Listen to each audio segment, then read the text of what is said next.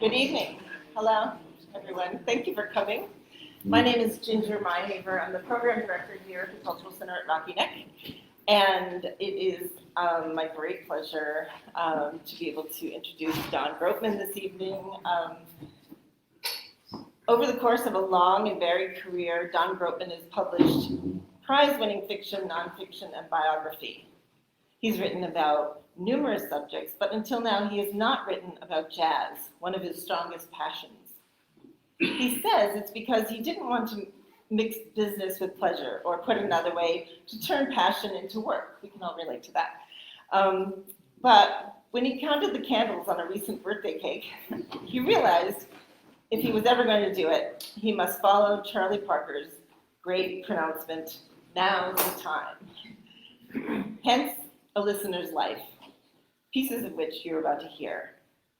On a personal note, after decades of visiting Cape Ann, vacation rentals, house sitting, day trips, Don and his wife, sculptor Gabrielle Rosmer, moved to Gloucester 4 years ago. This is his first public reading in his new hometown, and we are honored to have him share his work here at the Cultural Center at Rocky Neck. Turn it over to you, Don.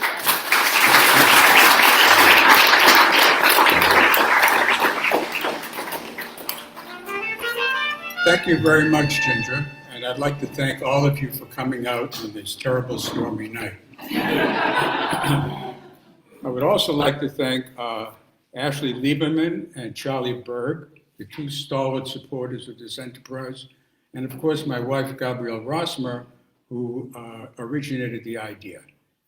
So, the title of the book, which is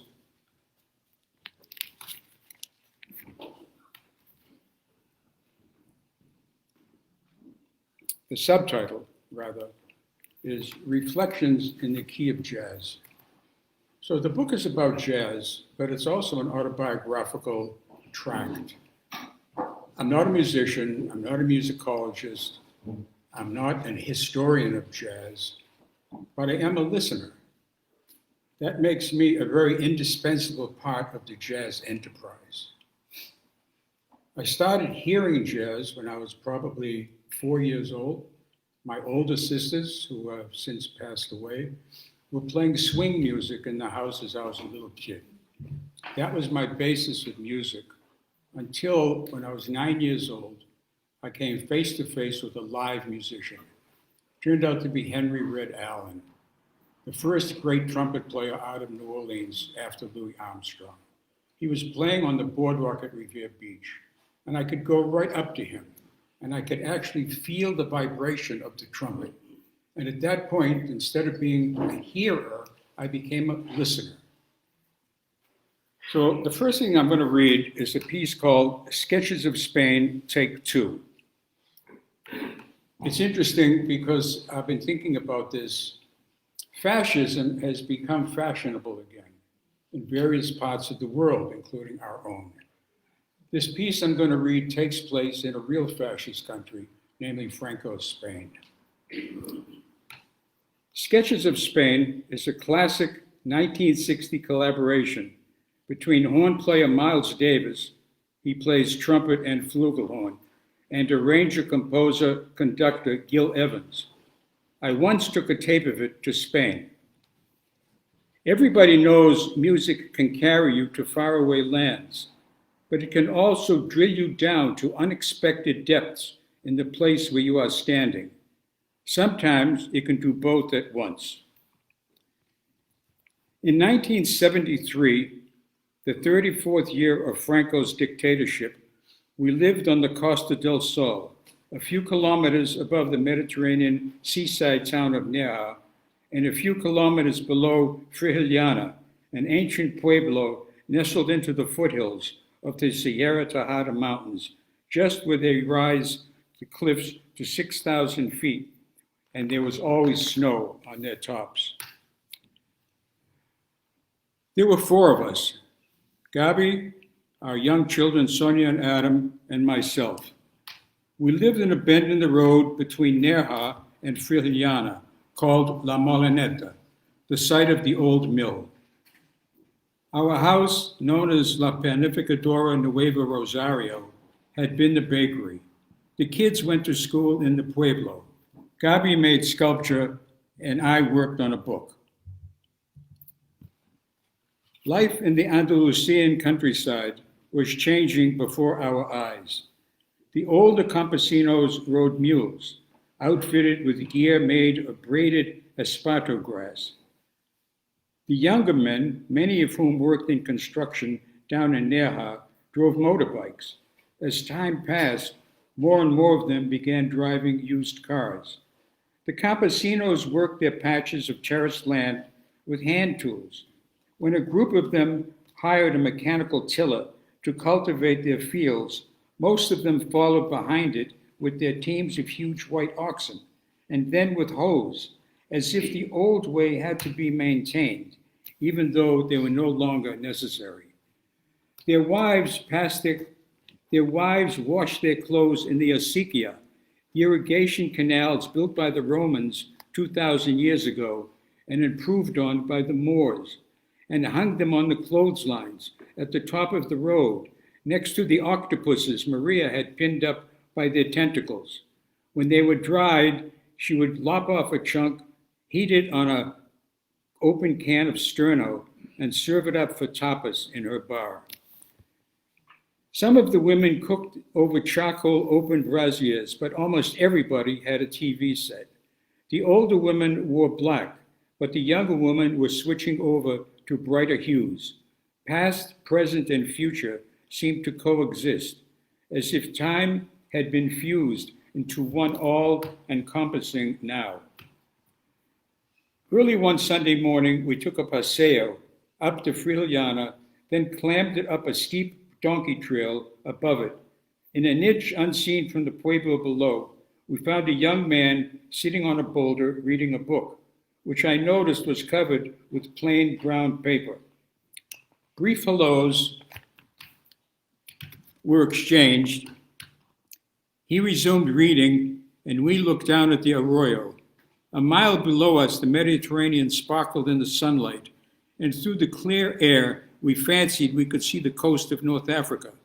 We asked the young man if that was possible, and he said perhaps, if the light was right. After a few hesitant questions on both sides, we fell into a conversation. His name was Antonio, and he lived in Frijoliana. He told us we were standing at the beginning of the old fish road to Granada, about 60 kilometers away through the mountains.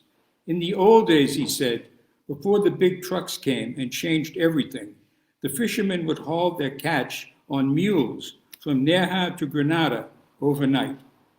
Antonio was a handsome young man, about 20 years old, with even features, black hair, and a lighter complexion than most of the local people. He said he was a student at the university in Malaga, the only university student the Pueblo presently had, or perhaps ever had. Our Spanish language skills were primitive, and his English was spotty.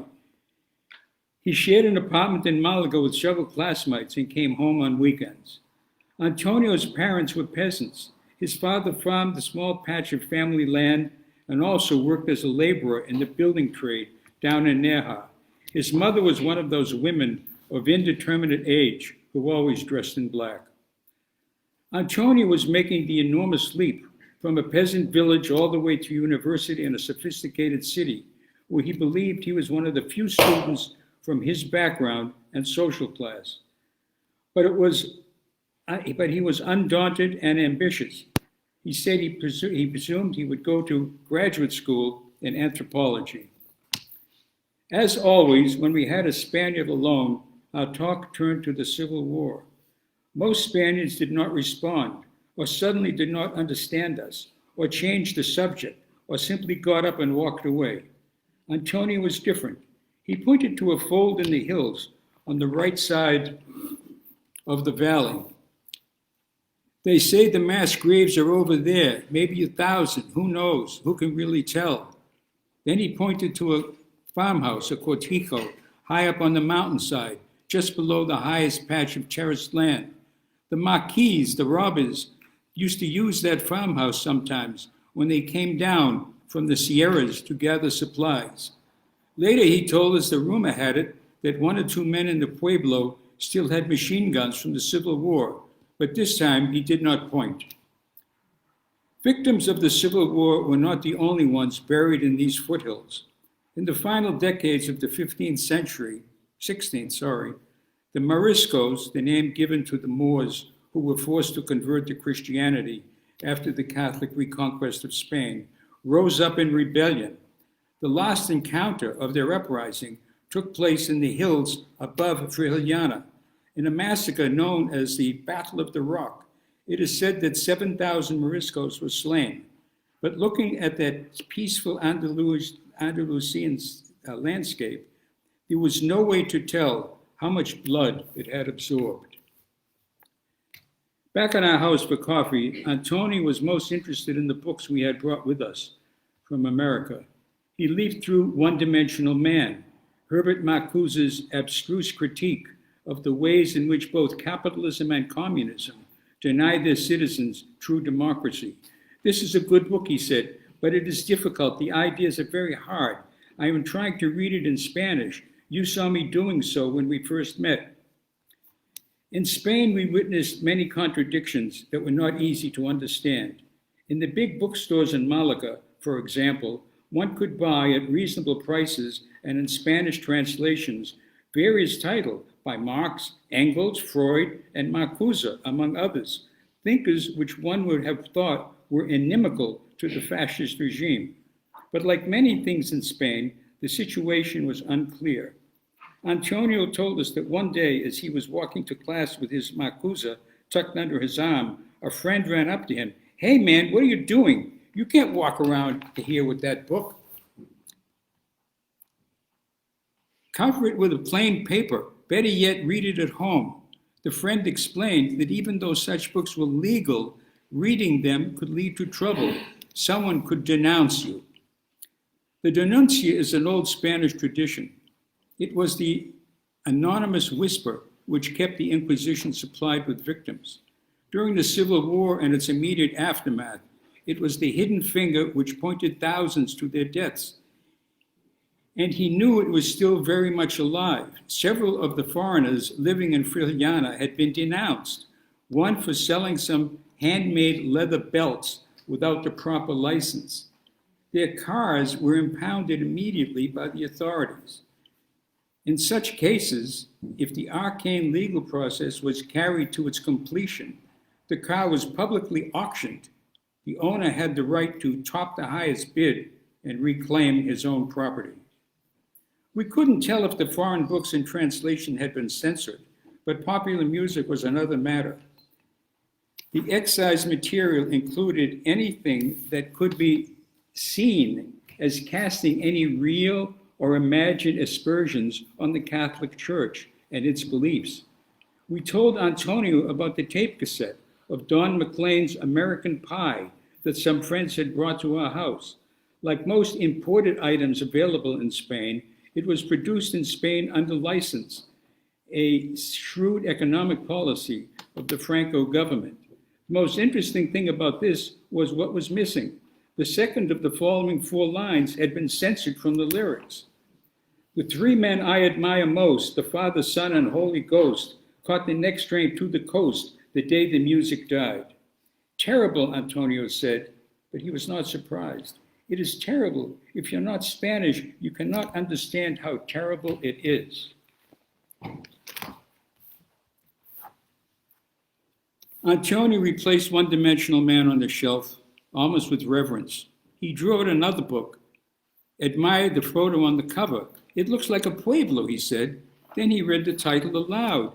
"In Hiding, The Life of Manuel Cortez" by Ronald Fraser. He asked about it. Was it really a pueblo on the cover? At first, the name Manuel Cortez struck no response. But as we spoke, Antonio's face lit up in a smile. "Yes, I know that one. He was in the newspapers a few years ago." 2 weeks after Generalissimo Franco celebrated the 30th anniversary of his victory by declaring a general amnesty for all those who had committed what he called Civil War offenses, Manuel Cortez made the newspaper in Spain and beyond when, on April 12, 1969, He emerged from 30 years of hiding in his wife's house in Mija, a mountain village west of Malaga. Certainly Antonio remembered him. He thought of Manuel as one of the great heroes from the past. We decided on the spur of the moment to visit him, which we did 1 week later.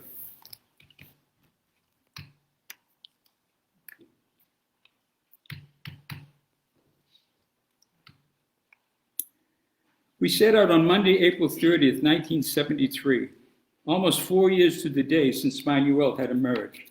The trip to Mijas was like driving through an early Matisse. Soft beige and creamy pink mountains poured down into the sea. At bends in the road where the land opened up, silvery green olive groves shimmered. Above them, where the fields began to climb the mountains, huge fields of flame-red poppies glowed.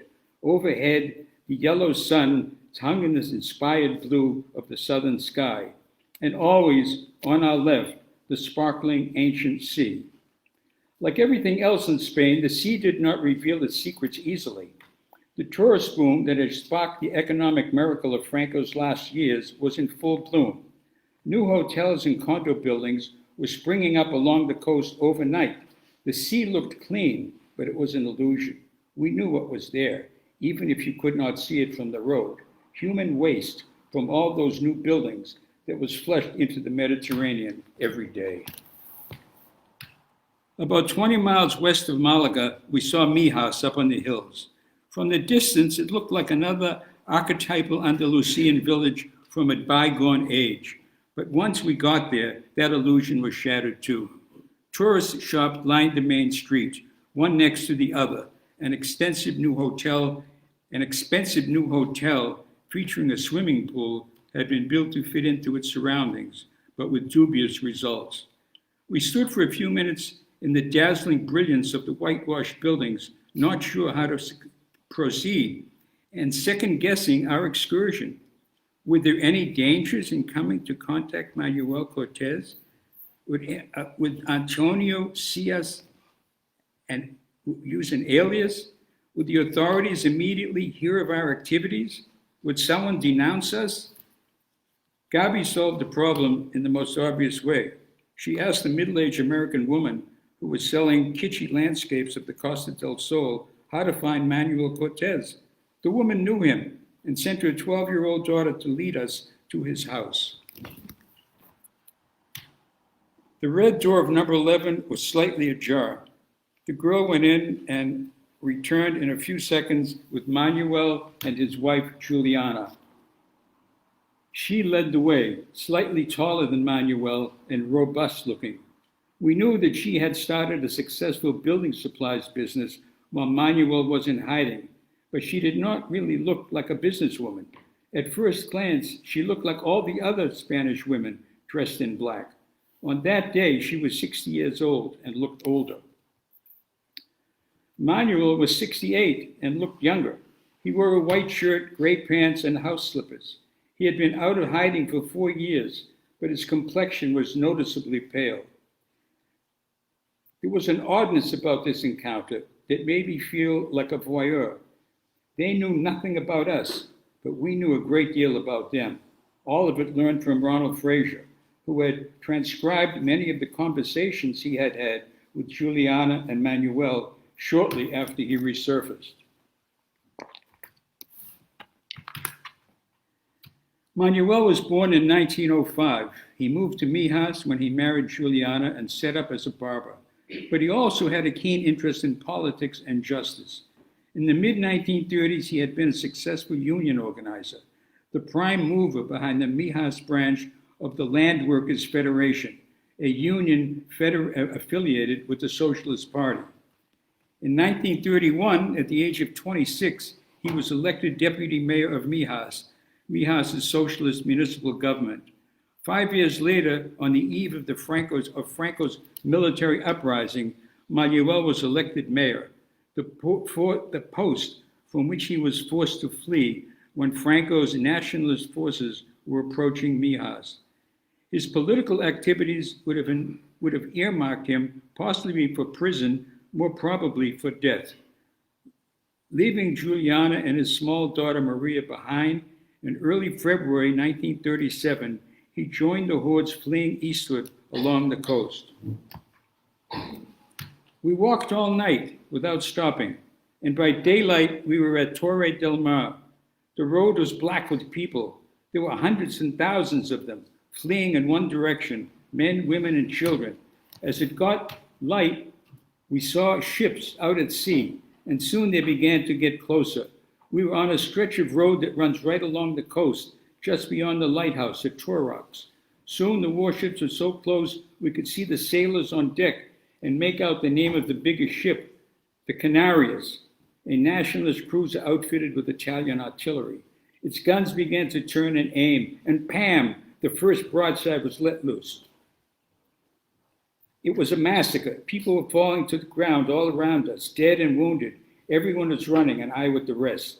I ran into a field, and from there scurried up a watercourse, which went up to the mountainside and gave some protection. I lost my two companions as I went up and over the mountain, making a detour of several kilometers before reaching the road again on the other side where it wasn't so close to the sea. But only men on their own could manage that sort of climb. Those who had women and children with them couldn't escape. Manuel eventually arrived in Valencia, still under loyalists, the loyalists is the socialist side, still under loyalist control. He joined the Caballeros because this was the vanguard socialist corps and became a medical orderly. When the all-out shooting stage of the Civil War ended in the spring of 1939, Manuel found himself back in Valencia, where his brigade had laid down its arms. The defeated loyalists were herded into the local bull ring. No food, no water, no hygiene. They survived on the meager rations tossed to them by sympathetic civilians. After a few weeks, the lucky ones were ordered to return to their homes. Along with hundreds of others, Manuel was thrown into a cattle car and shipped to Cordoba. Then he was put on a passenger train to Malaga, where he knew people. He quickly learned how things stood. If he returned to Mijas, he could expect trouble. But his wife was there, and his daughter. His world was there too, the place where he still wanted to live his life, so he went home. He took a taxi part of the way of the 12 miles from Malaga to Mijas. Then he got out and cut across the fields and donkey trails until he arrived at the outskirts of Mijas near midnight. In the darkness, he climbed over the back wall of his foster father's house and knocked on the rear door. There was a long wait. Spaniards had learned to fear a knock on the door. Manuel knocked again. Finally, they opened the door and let him in. They sent for Juliana, who arrived with Maria in her arms. The reunion was a confusing combination of joy and fear. News from the front had been scarce, and nobody had any idea if he was dead or alive. So there was such rejoicing, much rejoicing. But the Mijas news was bad. Manuel was a wanted man. All over Spain, the fascists were settling scores, public or private, real or imagined. And there was a big score to settle with Manuel. If he presented himself to the village authorities, he would be denounced as a socialist. If he was very lucky, they would throw him in jail. Otherwise, they would shoot him on the spot. At first, Manuel argued that his reputation for fairness would protect him. He reminded his family how he had prevented execution of nationalists after the war had begun, while he was still mayor. He had saved the lives of some of the very men who now held his life in their hands, and was certain that they would remember. He said they might jail him for a while, but then he could return to his own life and his work. A time would come, things would change. The fascists could not hold power forever. No, his family told him, it was a pipe dream. Juliana, his foster father, and his cousins quickly ticked off the names of local mayors, socialists, union men, all shot, back of the neck, between the eyes, in the heart, rifles, pistols, dead, all dead. What to do? He had no passport. His internal safe conduct pass that had gotten him from the bull ring in Valencia to his foster father's house in Mijas had expired. and nobody had any money anyway. Should he try to make it to the French border, all the way across the other side of Spain, join one of the bandit brigades in the Sierras? None of these options fit Manuel's style, but he did want to live, so he chose life, a secret life of internal exile. Under the cover of darkness, he followed Juliana home, went inside, and did not come out again for 5 years. When he did, it was only to scurry a short distance up the street to number 11, the new house Juliana had bought, once again under the cover of darkness, this time disguised as a woman in a long black dress. He did not come out of the new house for 25 years.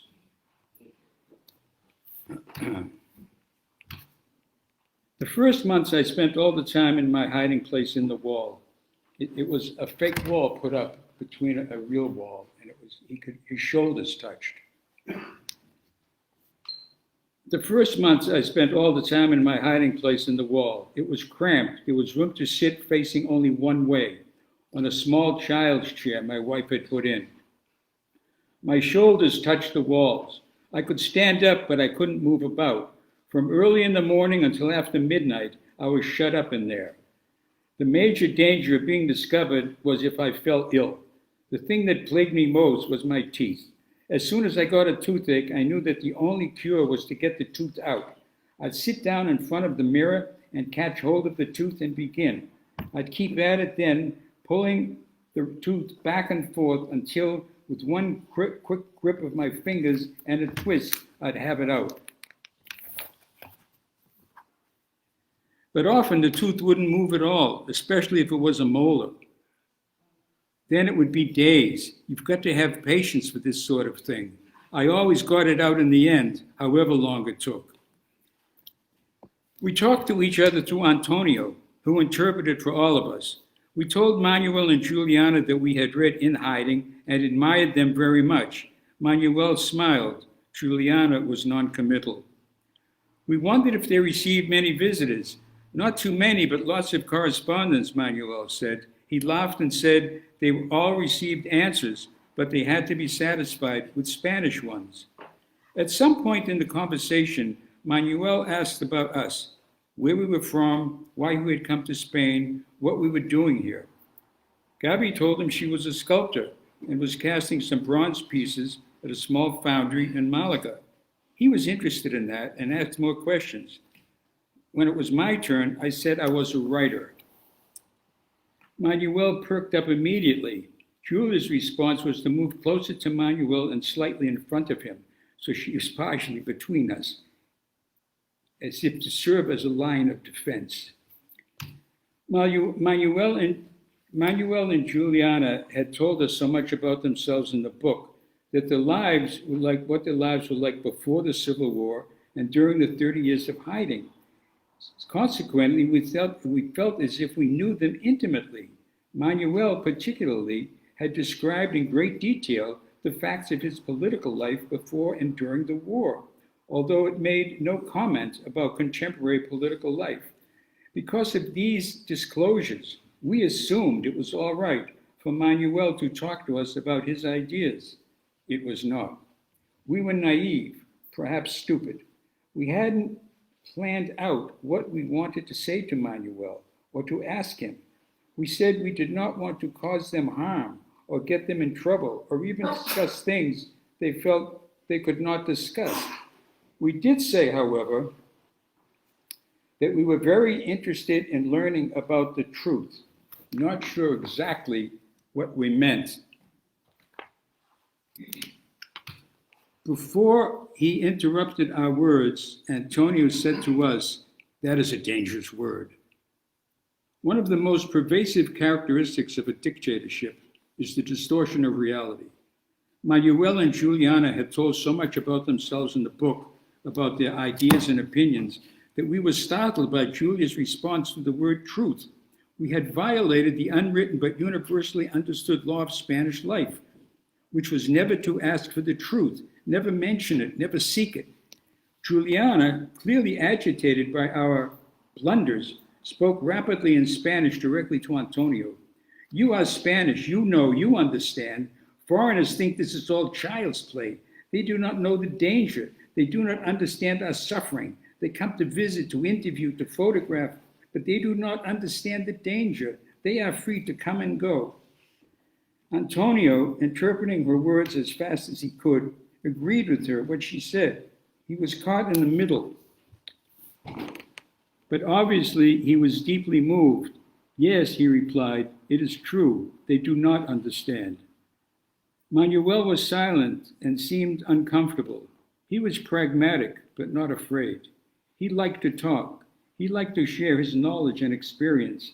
It was clear that he was especially interested in Antonio because he was an intelligent and curious young Spaniard from a peasant background who was getting a higher education. Perhaps he saw in him a hope for Spain's future. But Juliana was worked up and she would not stop. Manuel did not even try. Juliana had completely reverted to her role as gatekeeper and protector. For 30 years, she had kept Manuel alive with a single-minded instinct for survival. We knew from the book that she had developed an unfailing suspiciousness, never trusting anyone, leaving no detail of her life to chance. The success of her effort was proven because Manuel was alive, in this room, out of hiding.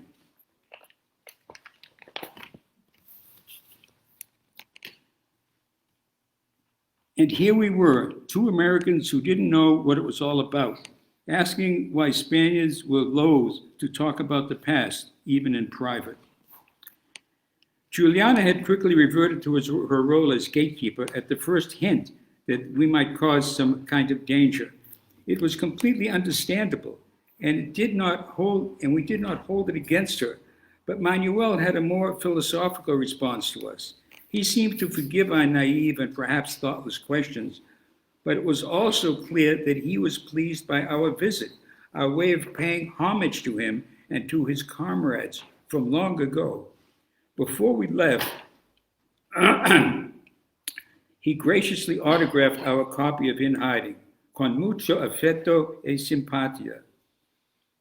We shook hands warmly as we walked to the door, thanked us for our visit, and wished us well. When he shook Antonio's hand, he told him he could visit again if he liked.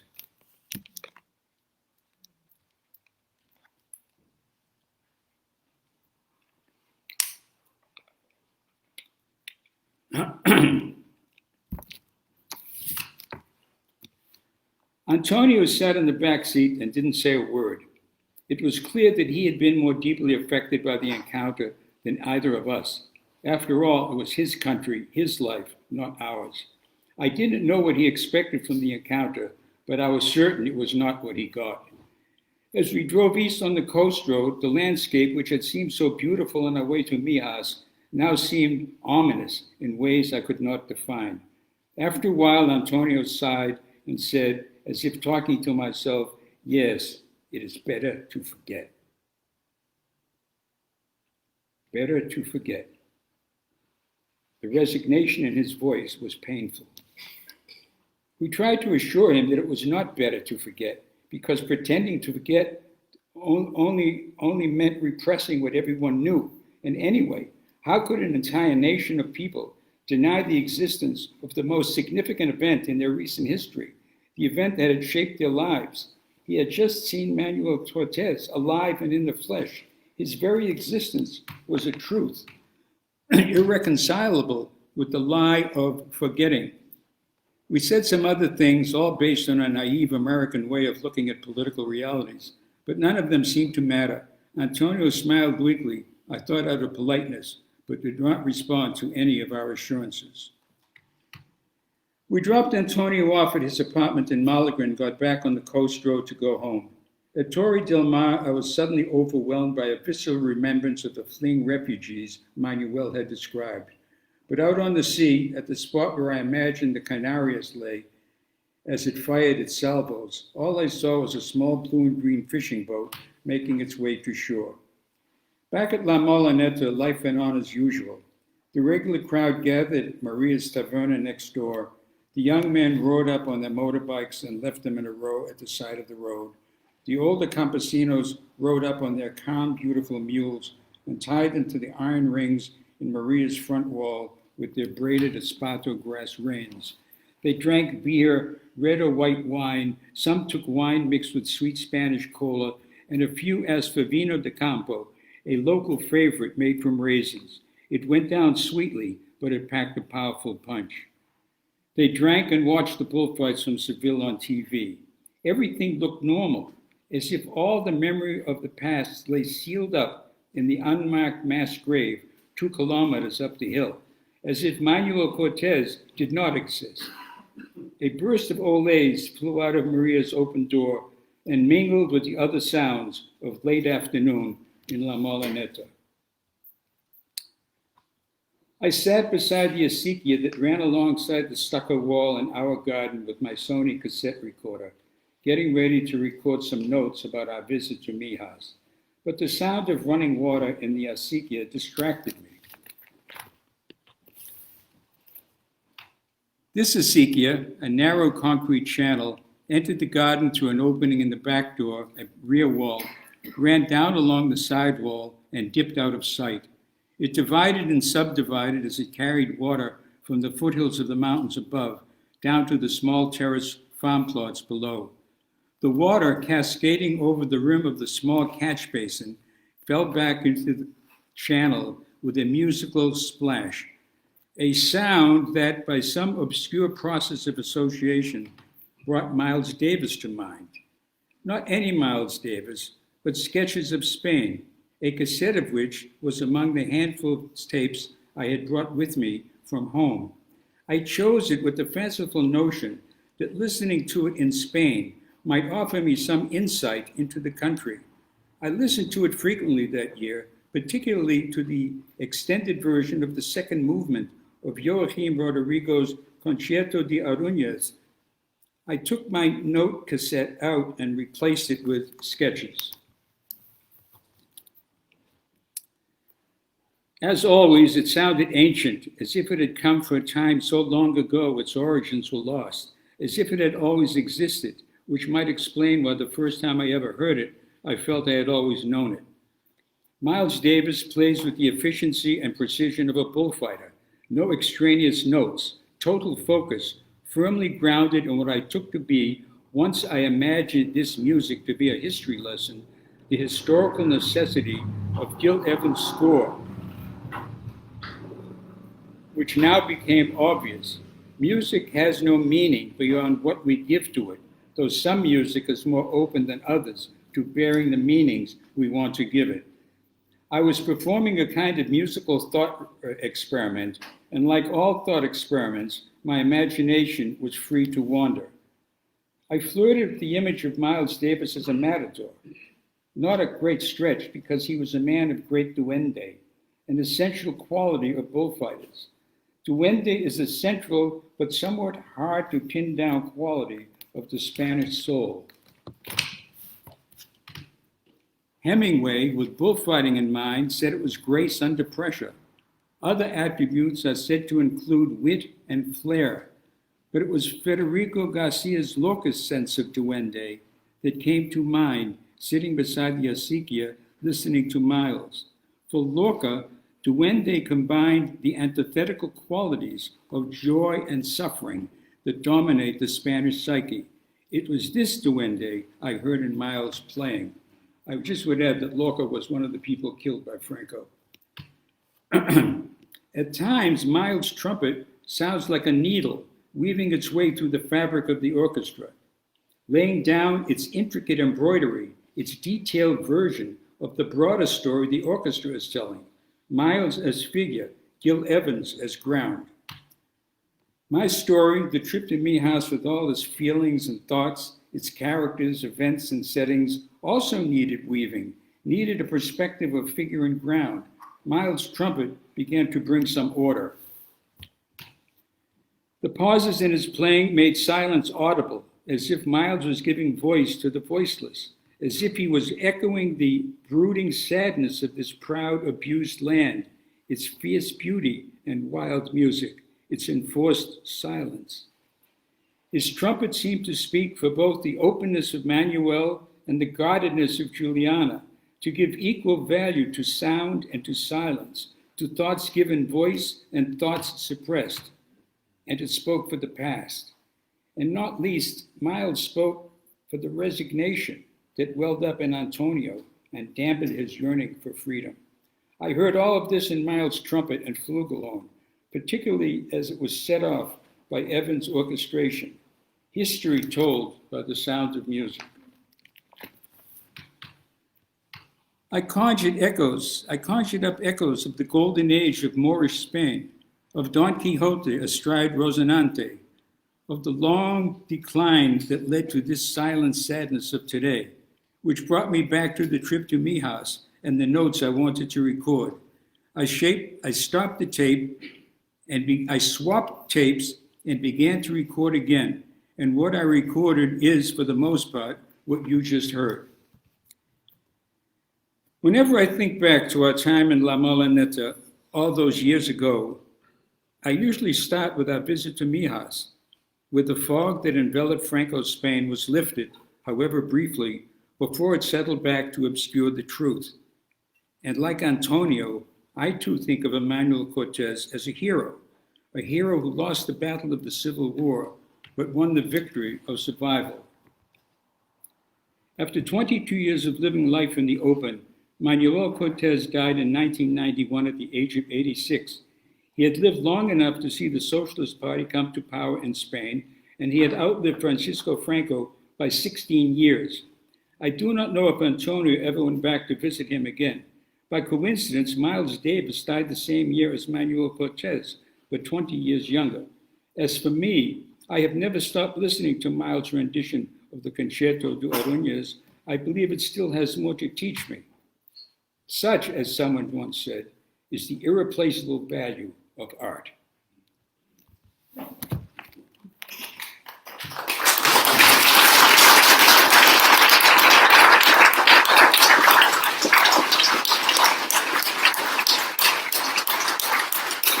Thank you. So the only question is, I have time. I'm going to read another piece. This one is called Paradise is Where You Find It. It really was a paradisiacal place to be, the jazz club, said Sonny Rollins, one of the great tenor saxophone players. If you looked at it from the outside, the word paradisiacal never would have entered your mind. But in its heyday, from the late 1950s to the late 1960s, Connolly's Stardust Room was dense with the wondrous sounds of jazz. It was housed in a squat one-story brick building. It had been 4 stories, but when the 3 upper stories were condemned by the city of Boston, owner Jim Conley tore them down, hence its oddly truncated look. It sat on a somewhat desolate stretch of Tremont Street in Roxbury. In the mid-1960s, I went there a lot, sometimes several times a week. It was a 15-minute walk from our apartment, next door to the Museum of Fine Arts. Sometimes we got a babysitter, and Gabi came too. The place was funky and intimate, and you could sit all night nursing a 75-cent bottle of beer, and nobody bothered you. It was all about the music. In those days, they often brought in a headliner for a week and backed him with a very savvy house rhythm section. Among the headliners were some of the greatest masters jazz has seen. Ben Webster was one of the great virtuosos of the tenor saxophone. He came to international fame in the early 1940s when he joined Duke Ellington's orchestra as a frequent soloist. They called him the Brute. He was a large and strong man, prone to physical violence when he drank, which he did often. He was known to hurl men across the room. They called him the Brute, but he played ballads like no one else ever could, and he also could make grown men cry. Webster opened at Conley's on a stormy night in midwinter. When the first set began, there were only 2 patrons in the place, me and an older black man leaning against the bar. Webster acknowledged the weather and launched into Let It Snow, followed by a rousing version of Winter Wonderland. Among jazz fans, it's considered square to request a number, but the place was so empty that night and so intimate that Webster asked Winnie, the waitress, what she would like to hear. Stardust, she answered, and Webster put his mouthpiece to his lips and poured out an extended exploration of that old standard. I don't know how many choruses he played, but at some point the intensity of his emotion seemed to overwhelm the rhythm section, because one at a time they dropped out, leaving Webster to play the final choruses unaccompanied. Aside from the all-encompassing tone he coaxed from his horn, the room was absolutely still. When he was done, the guy at the bar passed me on his way out the door. There were tears streaming down his face.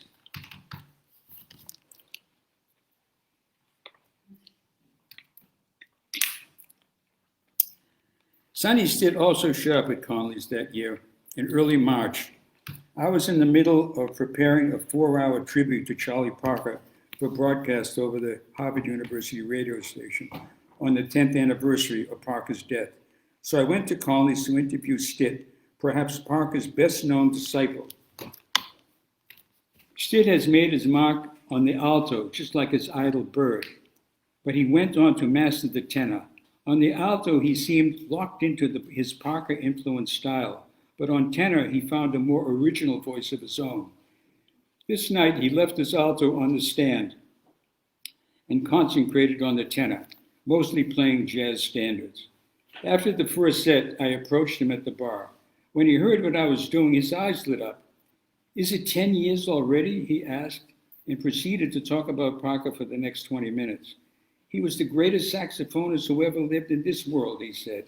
"I've seen him make a whole room full of people sit with their mouths hanging open, and I'm talking about musicians. He was a rare man. I loved Bird, and I always will." Bird is Charlie Parker. They had to call him back to the stand a couple of times for the beginning of the next set. This time he picked up his alto, nodded in my direction, and played a couple of Bird's signature pieces. Parker's Mood, a blues, followed by Coco, one of Parker's most explosive compositions. On the original recording, as described by Gary Giddens, Parker, quote, played at supersonic velocity where there was no predictable beat. Stitt handled the technical challenges very well. It seemed to me he played them both note for note, straight off Bird's old records, a tribute to his masters. Then he smiled at me, put down his alto, picked up his tenor, and played a long, delicious rendition of Skylark, one of his own signature tunes.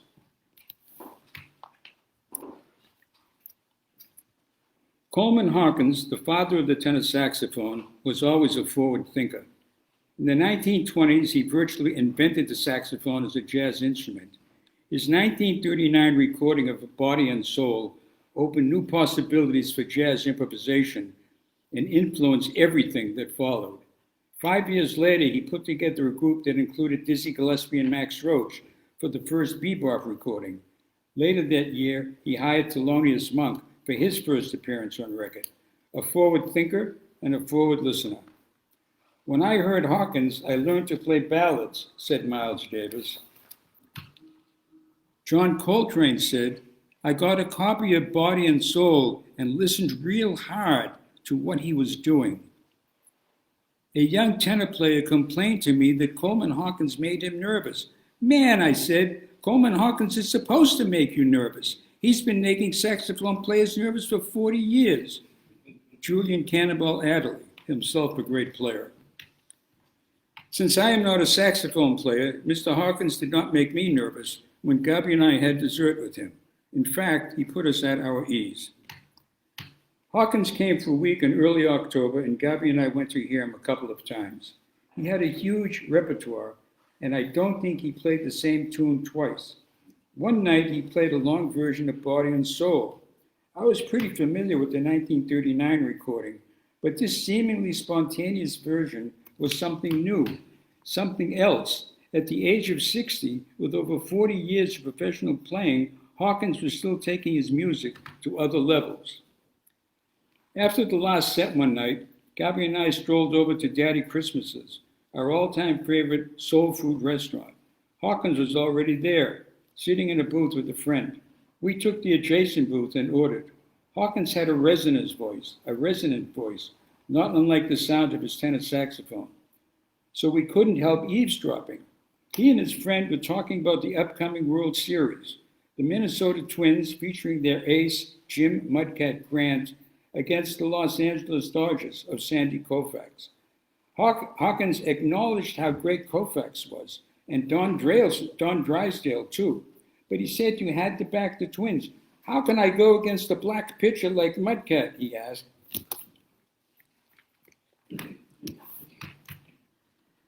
I don't recall how, but at some point, Gabi and I got into the conversation, and before we knew it, we were invited to join them in their booth for dessert, sweet potato pie.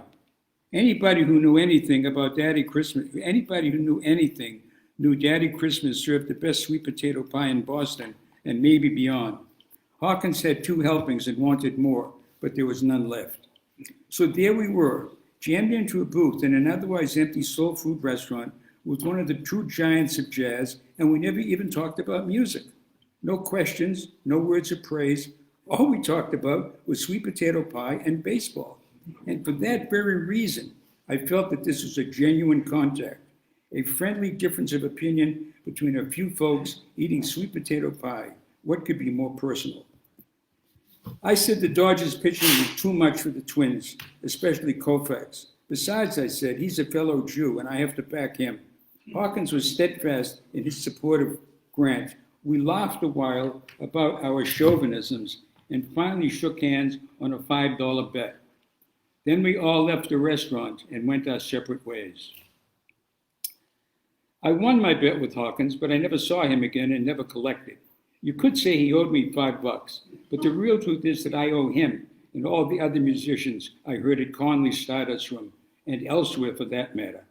How can I tally up the value of the pleasure they gave me, the insights into their feelings and into my own? Hawkins is long gone, Stitt and Webster too.